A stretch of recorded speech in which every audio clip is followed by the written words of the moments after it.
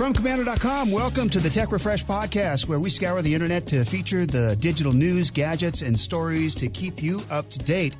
Our promise, you give us about 30 minutes, and we'll make sure you're the in-the-know go-to digital source for your friends and family. After an exhaustive nationwide search to find just the right digitally savvy host, they couldn't pay him enough, and you got me. I'm Mike James, along with our content queen at Komando.com. It's Allie. Welcome, Allie. Hi, Mike.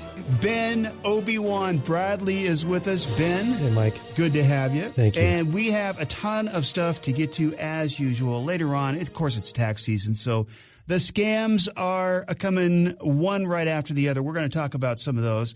Later on, we're going to talk about, the quick tip is coming up in just a few moments about tech hacks. 3 tech hacks that you must know. And Ben is looking to avenge his loss from last week on Brand New or Not True. He looks very, very focused this week. And we'll get to that in just a little bit. First of all, we're going to start with the news. And, Allie, start with Clubhouse, who they are and what's going on. Yeah. Have you guys heard of Clubhouse, the hot news social media? I have. Yeah. It's huge. I don't know much about it, except it's like audio-only social networking.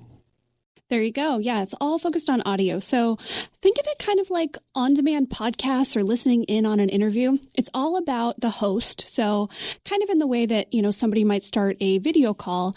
It's that, but with audio. And maybe somebody you find really interesting opens this call, and so you want to listen in. Some of the big names using it right now, Elon Musk is in there, Oprah, Serena Williams. So people are all about it.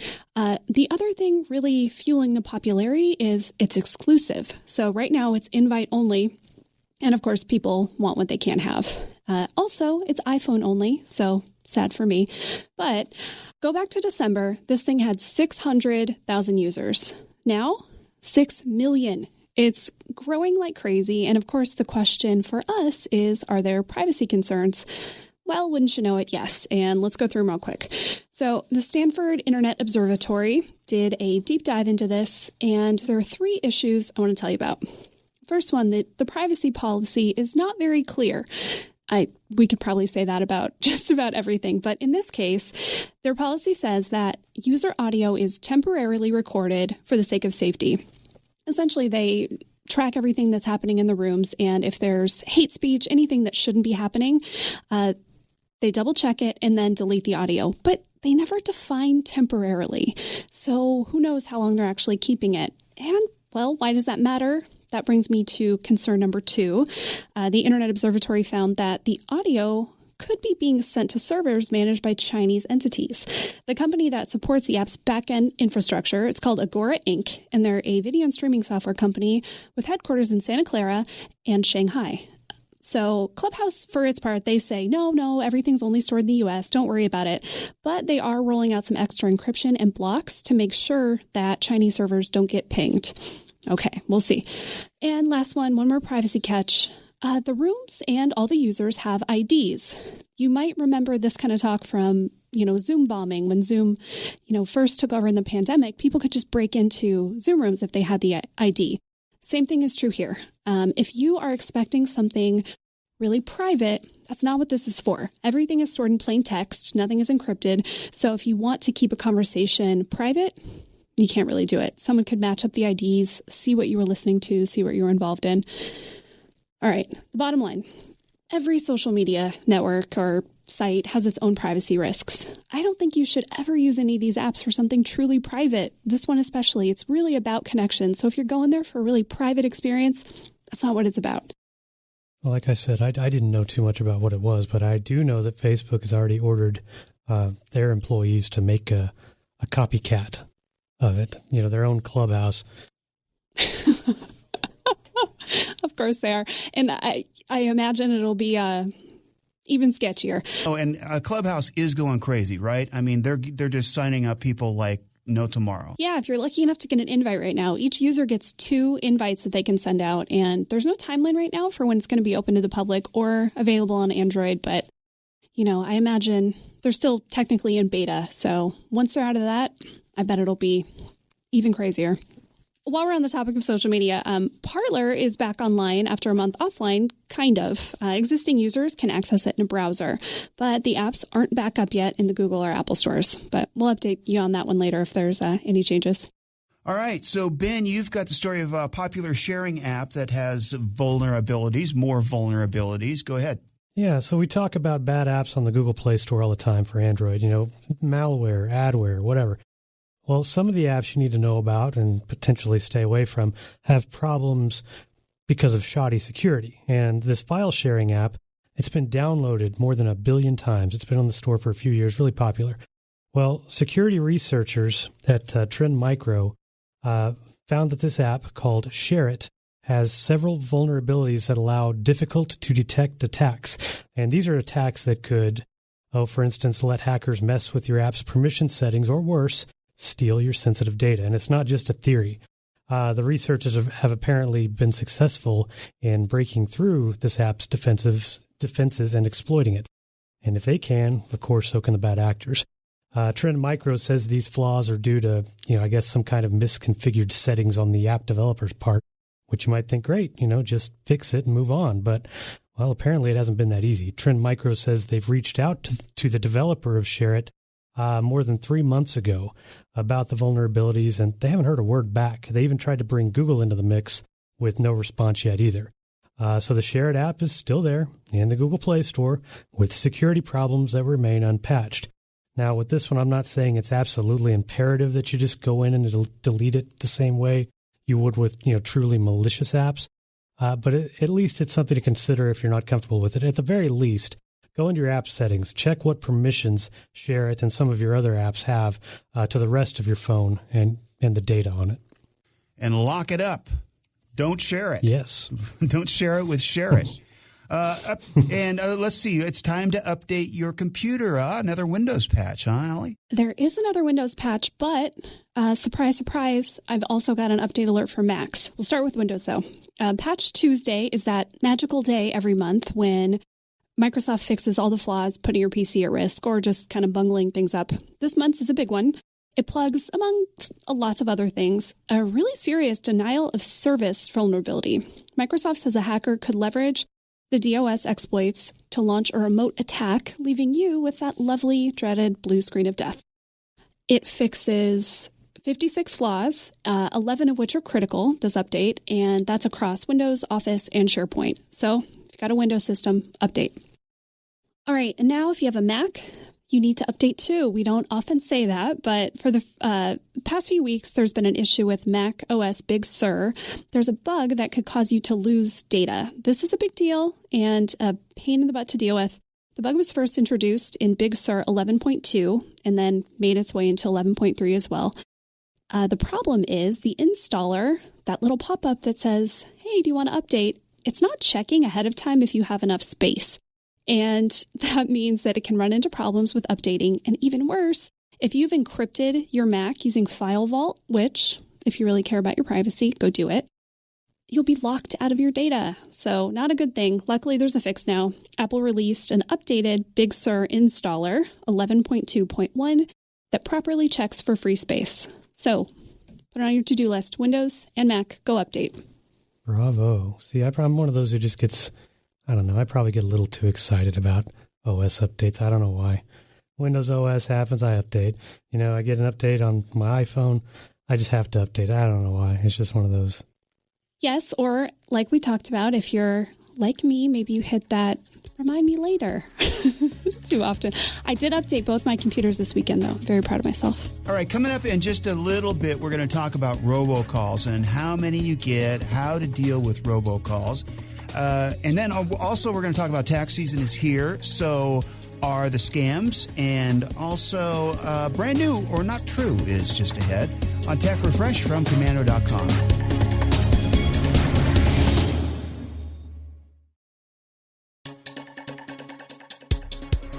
We're back on the Tech Refresh podcast from Komando.com. Later on, we'll talk about a 90-year-old Alexa enthusiast. Oh, this is a great story.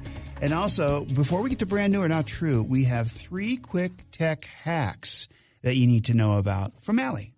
I've talked about this before, I love those little tricks that once you hear it, you're like, wait, why didn't anybody tell me that before? So I've got a couple. Maybe you know all these and you're going to say, all right, thanks for nothing, or I'm about to change your life. So the first one, let's say you don't have a fancy mouse with a scroll wheel. You can use your keyboard to help you out. If you press the space bar with your browser open, you'll move down the page. It's awesome. You can also hold down Shift with the space bar and you'll go back up. I do have a fancy mouse and I use this one all the time. It's great. And you can use it on Mac, Windows, whatever. This one, do you ever end up on a site and everything's tiny or everything's huge? It's very easy to resize. Just hit Control plus or Control minus to change the size of the page, the display. And then if you find yourself in a really weird place, I don't know how I do this. Every once in a while, I'll hit a certain key and I'll end up with my screen at like 25%. If you just hit Control 0, it takes you back to normal. And then finally, this one is awesome. If you use Chrome and if you find yourself doing reverse image search often or whatever, you just want an easier way to do it, hold down the S key and right-click on the image, and it automatically does a reverse image search for you. Awesome, Allie. Good tips. And it's time now for America's newest national game show sensation, where you can play and guess, is it brand new or not true? Every week, literally thousands of new products, sites, apps, and services are announced in the technology world.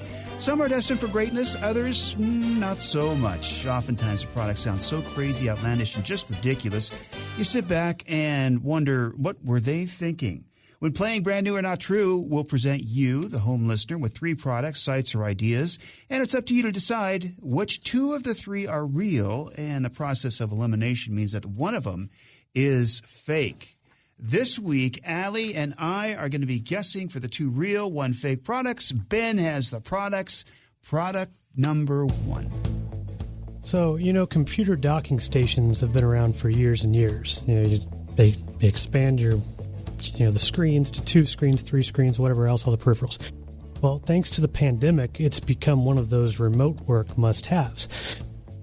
You've seen this shift from these massive components of these old docking stations down to a much more manageable size USB or USB-C hub that, like I said, allows you to connect another monitor or, to your desktop or laptop. You've got extra ports for your keyboard, your mouse, and your webcam. But what if you had one that could also serve as an external hard drive? That's the idea behind the Anker PowerXpand 4-in-1 USB-C hub with a built-in SSD drive with 256 gigs of storage. It's small, it's got a single 4K HDMI port and 2 standard USB ports. But small or not, big features. Those USB 3.0 data ports can transfer files up to 400 megabits per second, and this hub supports pass-through charging for your laptop.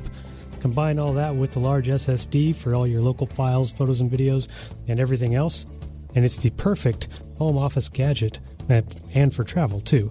The PowerXpand 4-in-1 USB-C hub is available right now for $99. Okay, next product. All right, we're going to talk now about a staple of office desks going back decades, nay, centuries, the notebook. Plain and simple, just paper and pen to jot down anything at a moment's notice. But remember, this is the 21st century.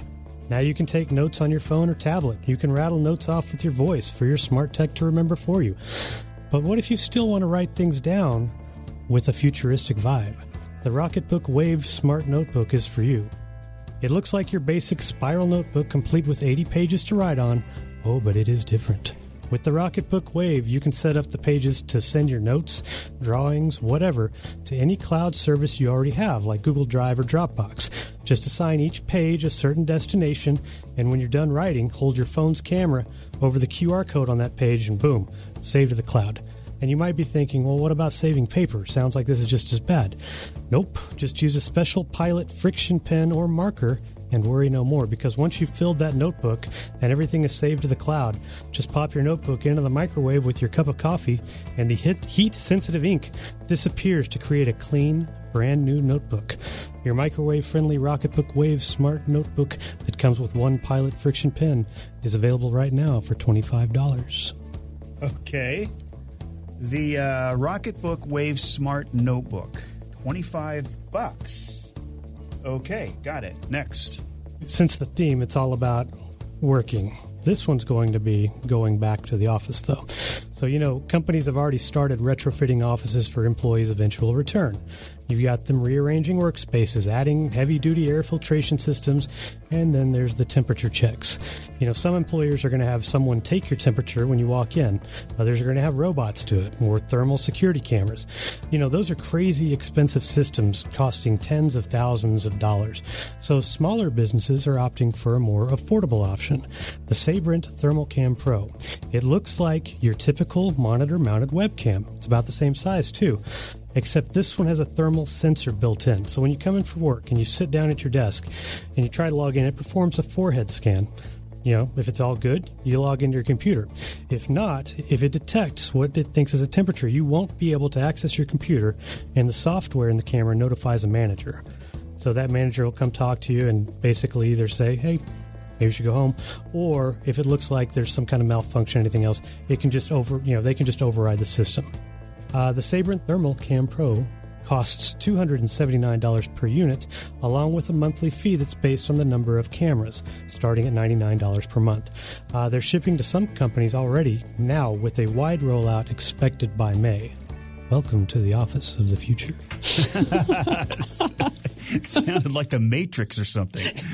All right, so we've got the docking station, Power Expand 4-in-1, the Rocketbook Wave Smart Notebook, and the forehead scanner Sabrent Thermocam Pro for $99. Okay, let's start at the top with the docking station.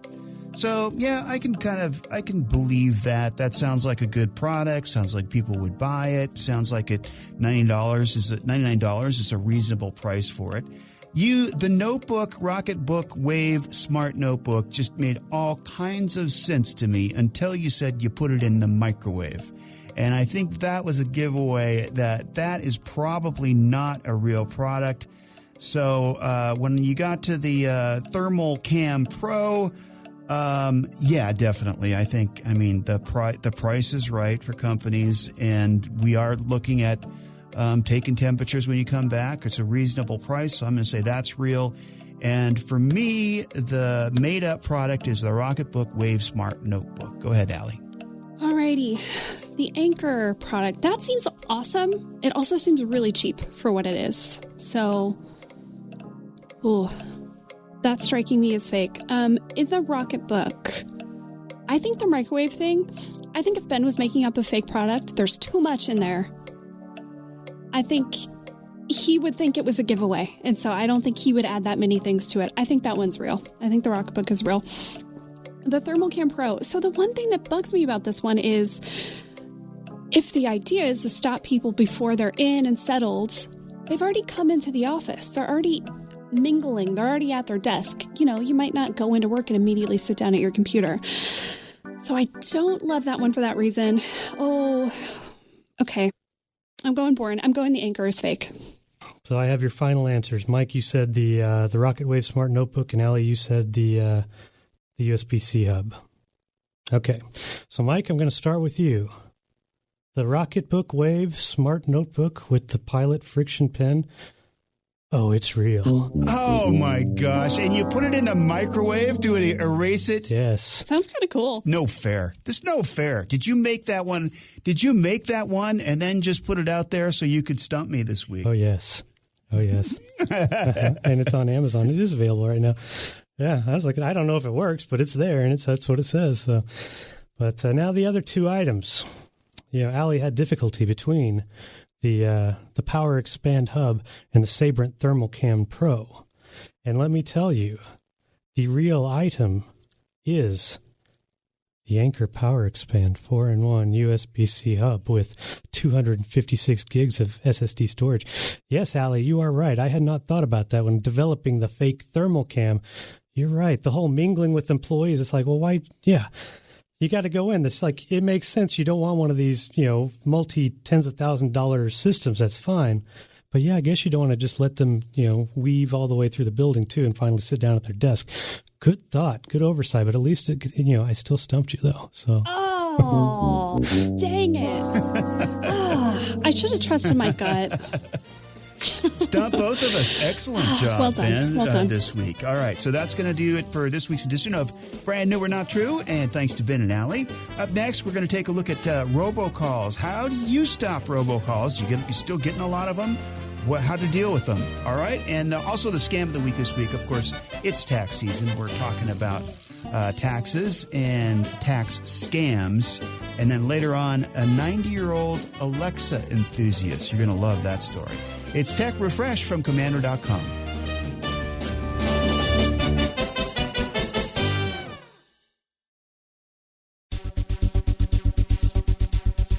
Welcome back to Tech Refresh from Komando.com. Every week we give you the inside scoop on what's going on in tech, so you are in the know and the source of tech information for your friends and family. Every week about this time we take an in-depth look into issues that affect the technology lifestyle. This week it's about robocalls. Allie, you still getting a lot of robocalls? I am. Every day. I just don't answer my phone anymore. And I'm not alone in that. So I always love when there's new studies about things that we all deal with all the time to kind of make you feel like, yeah, me too. So the spam blocking company Hiya just released all these numbers about spam and robocalls and scams in 2020. So I want to go through some of this because it's really interesting stuff. I say I'm not alone because the percentage of people who don't answer unknown calls is very high. First, before I say, do either of you, when your phone rings and it's unknown caller, do you answer? Mm-hmm. Sometimes I do, but most of the time, no. You do, Mike? Yeah. Well, 94% of people never answer if it's a number they don't know. So, I'm the kind of person, if it's a phone number or somebody I don't know, if they don't leave a voicemail, sorry, I just assume you're spam. Some other big ones in there. Voice calls, phone calls were so much bigger last year with the pandemic and people just wanting to connect a little bit more. I certainly found myself on the phone more, with my parents, with my friends, with my family. Voice calls were up 184% last year. I think we had all, we texted and emailed and just didn't want to be on the phone. Last year kind of changed that. And of course, the scammers came. So the average person last year got 144 spam calls. And the scary part is of those, 58% were some kind of fraud or scam. Lots of the rest were just kind of the plain old annoying kind. All right, let's do a little guessing game. What age range, and you can, it doesn't have to be a perfect range, but what age would you say is the most targeted? Yeah, I'd say older. Seniors. Older. Okay. What, like 55 plus maybe? Yeah, 65. 65? No, 25 to 34. Who knew? What about location? What state in the U.S. do you think got the most scam calls? California. Washington. Texas. Poor Texas. Dallas, Houston, Austin, San Antonio, and Fort Worth were all in the top 10 for most targeted cities. And, of course, people lost a lot of money. The average man lost $297. The average woman, $109. Good job, ladies. Proud of you. What about you guys? Do you get a lot of scam calls, texts? So I wouldn't say that I started getting more after the pandemic started. They stayed pretty steady. I would get, it's always been kind of an ebb and flow. Like I'll go 2 weeks where I get 2 or 3 calls every other day. I won't answer them, but occasionally they'll leave a voicemail that's like, hey, we want to settle your student loan debts that I don't have, or sell me something. But now it's like, and then they'll go away for a few months and they'll start all over. Now it's more, instead of the calls, these days I'm getting more of the texts, and they're always from Bianca. For like a year, they've been from Bianca, and Bianca is always trying to help me, get better mortgage rates or sell my house. And Bianca wants to buy my house from me, and so that's Bianca just loves your house. I guess you should give her a call. Yeah, I get a lot of those. We want to buy your house, or I get so many of the car extended warranty, credit cards, like problem with your card. Yeah, I get a lot of those. What about you, Mike? I get, I would say it's less in 2020 for some reason. So I think my spam calls went down. I have noticed that I'm getting some texts, we want to buy your property or whatever. But also, they have this new system that will go straight to voicemail. So it bypasses the ring, goes straight to voicemail, and then all of a sudden you have a voicemail and you're thinking, oh, I bet they get better response from that now that I think about it, because you want to know if somebody left a message. But anyway, that's what I'm seeing. Oh, I bet. I would think it was real if I got a voicemail and not just a call. Yeah, I think that's a good point, Mike. And I think that some of that is the carriers have done a lot to put a dent in some of the spam. And so some just don't make it through to your phone, or more of them. I never see my spam texts because they all just automatically go in a folder, which is great. So if you don't have that set up, make sure, look into what your carrier offers. They all have some better than others, but it's at least worth enabling to cut out some of that junk. It's the Tech Refresh podcast. One of the things we promise every week is to keep you posted on what's going on with the digital lifestyle. And that includes keeping you from getting scammed. So every week we talk about a new scam that you need to watch out for. And this week, of course, it's tax season. So there's all kinds of tax scams. And what should we be looking out for, Ben? Okay. So first of all, who here has already filed their taxes? Not me. Well, I have. Asterisk, my wife has for us, but still. I was going to say, I have it on good authority. It was not you. Wait, you don't pay your taxes with gift cards? I'm not the money and math expert. That's so I'm in this business. So, well, if you hadn't heard anyway out there, filing season opened a week ago on the 12th. And as is the norm with every other year, we're going to see a big influx in the number of scammers trying their hardest to take advantage of you for a big payday. Chances are you know about the basic tax-related scams because those happen just about every month out of the year. Often dealing with the IRS impersonators, kind of goes back to the robocalls we talked about. But first of all, you'll see emails that might look official, complete with the IRS logos and the typical fine print you might expect, with links or attachments asking for you to verify your information. Well, don't click on those. The calls can be even worse. They can be automated, or you can get scammers on the line pretending to be federal agents, threatening to come to your door and arrest you unless you hand over, your info or pay them directly, often with gift cards. I mean, especially not iTunes gift cards. I mean, I would think Amazon would be much more, you could just do a lot more with it, but, to each scammer his own. Don't answer. And if you get any calls like that you answer, just hang up, don't engage. But this time of year, you start to see the influx of those, and you also need to watch out for crooks pretending to be tax preparers. They're the ones who just want to help you file your taxes so you'll get the refund that you're due. Except once you provide your name, birthday, and your Social Security, that big return will be going to a different bank account. And, that's not the only thing to worry about. If you end up working with one of these so-called tax preparers, they've been known to fib on some of your personal details when filing the taxes so they get the biggest refund they can. And, you're the one responsible for the information submitted. So the key takeaways here, the IRS, if they're going to contact you, they still do it through the plain old snail mail. So be wary of any other attempt, phone, text, email, social media messages. And the sooner you file your taxes, Mike, Allie, the less chance a scammer with your personal info can do it first. Because, once they've been filed, that's it. So beat them to the punch. That's a great idea. I'm still in the organizational stage. I'm putting all the documents in the cupboard, cabinet, shoebox, all that stuff. But I'll get to it soon. What about you, Allie? Do you have a goal in mind of when you're going to get them done? As soon as my husband does it. There you go. He's the tax professional in our house, but he's always early, so. All right, it's the Tech Refresh podcast, and up next, we're going to take a look at a 90-year-old guy that, you're going to love this story and about him and his Alexa. That's next on Tech Refresh from Komando.com. Shopify helps you sell at every stage of your business. Like that, let's put it online and see what happens stage. And the site is live. That we opened a store and need a fast checkout stage. Thanks. You're all set. That count it up and ship it around the globe stage. This one's going to Thailand. And that, wait, did we just hit 1 million orders stage? Whatever your stage, businesses that grow with Shopify. Sign up for your $1 a month trial at shopify.com/listen. Thanks for listening to the Tech Refresh podcast, heard exclusively on Tech You Should Know podcast from Komando.com. If you haven't already, make sure you click the subscribe button so you get this podcast delivered automatically every Friday with Tech You Should Know.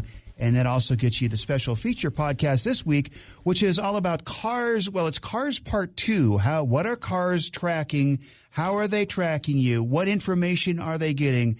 It's amazing how far cars have come with the technology. So we take an in-depth look at that. And now we've got a 90-year-old guy that also one of his favorite gadgets is the Alexa, and he's teaching others about it. Go ahead. This is pretty cool. So you wouldn't have necessarily heard about it, but a guy named Jeff reached out to Amazon hoping that they would recognize his dad, who's embraced Alexa, not just for himself, but as you mentioned, to help others. So this guy, Jeff's father, Dan, he's a 90-year-old lifelong engineer. To this day, is still fascinated by new technology. Take the Echo. So Dan has had an Echo smart speaker for the past few years, but not just for the usual weather checks and reminders. He actually used it to help his 85-year-old wife learn how to use Alexa when she became visually impaired, so she could still keep in touch with family and friends through the Echo. And, he successfully taught her, and he didn't want to stop there. So according to his son, a couple of years ago, Dan gave a live presentation for about 70 members of his senior living community to demonstrate smart home tech like Alexa. So, he gave them tips for setting up medication reminders, the turning lights on and off, and, other tricks that just make life, especially at that age, a little easier. And that was just the beginning of various presentations Dan gave to help others learn how to embrace Alexa and modern tech. Although, as you can imagine, the opportunities have slowed down a bit since the beginning of the pandemic. But thanks to his son's note, Amazon has recognized this retired engineer now turned teacher in a recent blog post on the site. And, I will too. So good job, Dan, for keeping up with modern tech. Just make sure you make good use of those Echo security settings too. Oh, Dan, that's so sweet. I love that. Yeah, absolutely. How about you, Allie? Are your parents embracing technology or are they resistant? Oh, listen to this, Mike. My mom has never owned a cell phone and never will. No, my parents, yeah. Wow. I feel like after I moved out in college, they got rid of the internet. They just don't. Wow. The old-fashioned way. Yeah, they don't use it. My parents run a business and they do everything by hand. The old-fashioned way, yeah, they've had their business for, I think 50 years or something at this point. And yeah, they're an old-fashioned people. So, how about you, Ben? My parents, they embrace tech. They're not, but just because you embrace it doesn't mean you're good at it. Uh-huh. And apologies for, no doubt what I'm going to hear from them listening to this, but it's definitely like you think it's a big. Well, they got a son that can fix everything, so what do they need to worry about it for? Yeah, but you feel like it's a big deal when you teach him how to copy and paste on your iPhone. It's like, it's. Hey, that's life changing. Digital sorcery, but it's not. We got to get past the little things like that if we ever want to see the real, modern marvels that technology can do now. It's like my grandparents. They, of course, they're of a certain age that they never had a computer, and they hit that age where they're just never going to have one. Therefore, they're never going to have internet, and it's hard to, you can only keep in touch via phone. One of the things I would love to do, they live in Oklahoma City, and I'm in Phoenix. Allie was talking about this in one of the previous episodes, the digital photo frames, that it would be nice just to be able to upload those photos and it would pop up on a digital photo frame at their house. But with no internet, it just can't do stuff like that. My trick for that with my parents, I bought one where you just load the photos onto a thumb drive or some kind of little tiny drive, SD card. So you could just get them one of those and then just send them an SD card in the mail every now and then. There you go. My parents are kind of hit and miss. So my dad loves his computer, spends a lot of time on the computer, but he doesn't like Alexa. And then my mom has a iPad, a newer iPad that she just loves. spends a lot of time on Facebook and emailing her friends and stuff like that. So it's kind of a little bit of both. All right. If you'd like to comment about the podcast, good or bad, mostly good, send us an email to podcasts@komando.com. Again, that's podcasts@komando.com. And on behalf of Ben and Allie, I'm Mike. We'll see you next time. And for the latest digital news and articles anytime, go to komando.com with a K. That's Komando.